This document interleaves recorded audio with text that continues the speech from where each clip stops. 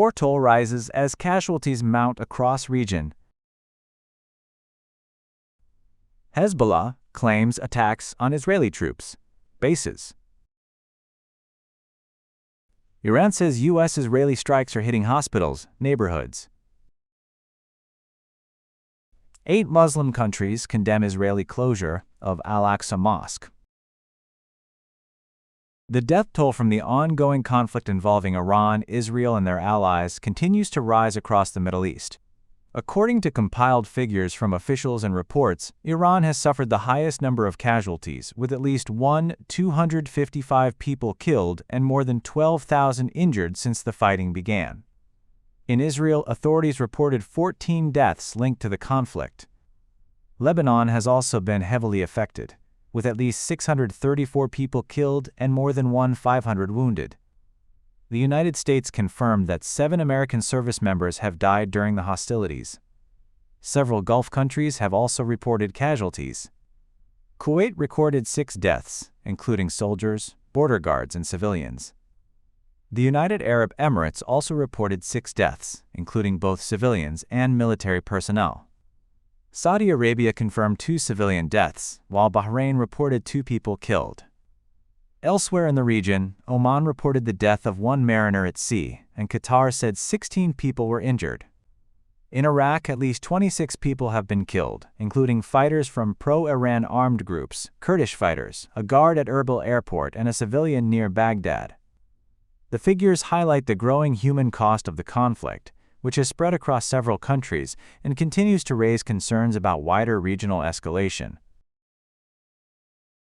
The Lebanese armed group Hezbollah says it carried out several attacks against Israeli military targets overnight.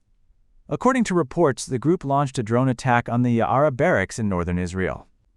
Hezbollah also claimed it fired missiles at the Beit Lid base, the Glilo base near Tel Aviv, and the Atlit base near Haifa. In southern Lebanon, the group said it targeted Israeli troops with artillery fire. Hezbollah also launched drones and rockets toward the Israeli city of Nahariya. The group further claimed that a drone strike on the Meron Air Operations Command and Control Base caused damage to one of the facility's radar systems. Iran says several hospitals and health facilities have been damaged as U.S.-Israeli strikes intensify across the country. Iran's Deputy Health Minister Ali Jafarian said medical teams are dealing with a growing number of casualties, many of them civilians. Speaking from Tehran, he said many victims were killed at the scene of attacks, as strikes hit residential neighborhoods and civilian infrastructure. According to Jafarian, at least 395 people have been killed so far, and some individuals are still trapped under collapsed buildings. He said 31 major hospitals and clinical facilities have been damaged, with 12 of them now out of service. In addition, 149 health centers have been hit, including around 100 facilities damaged in the past 4 days. Jafarian also said 2 healthcare workers were killed during recent strikes.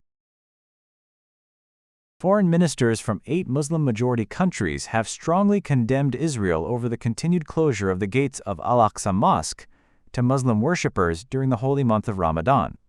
In a joint statement, the ministers from the United Arab Emirates, Turkey, Egypt, Jordan, Indonesia, Pakistan, Saudi Arabia, and Qatar said the restrictions violate international law, including international humanitarian law.